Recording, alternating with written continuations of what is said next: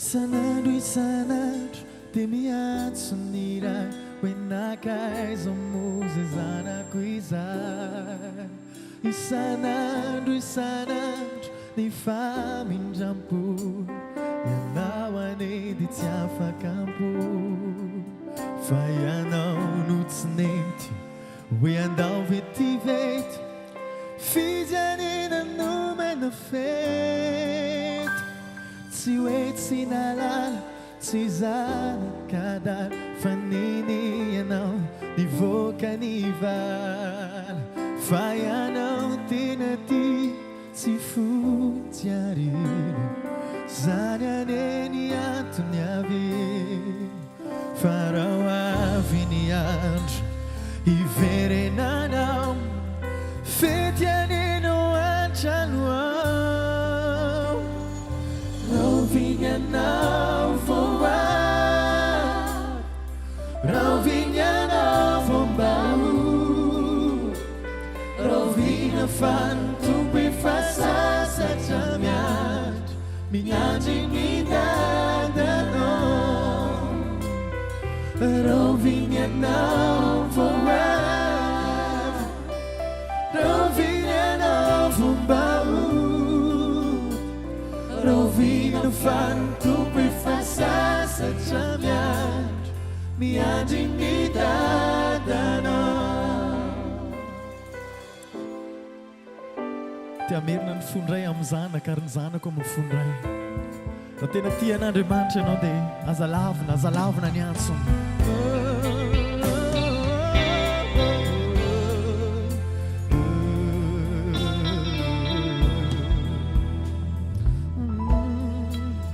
Tena lefa ny iray lay toka ny iray Jesosy ane lay izy hatr'izay.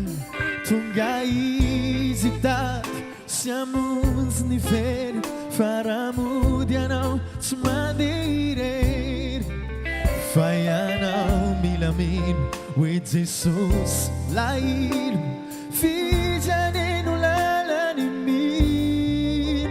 Tena lefa ny iray lay toka ny iray Jesosy ane lay izy hatr'izay. Tonga izy tady sy hamonjy ny very fa raha mody ianao tsy mandeha irery. Fa raha avy ny andro iverenanao fety aneno antrano ao. Raha vinny anao vao avy, raha vinny anao vao mbao, raha vinny fantompo efa sasatra miandry ny dadanao. Raha vinny anao vao avy, raha vinny anao vao mbao, raha vinny fantompo efa sasatra miandry ny dadanao.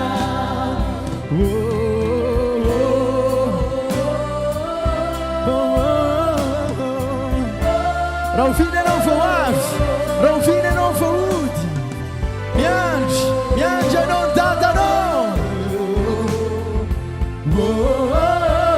Zao ny fotoana, ataontsika hitsangana, ataontsika hilazana. Raha vinny anao vao avy, atao lazentsika. Raha vinny anao vao mbao, raha vinny fantompo efa sasatra miandry ny dada.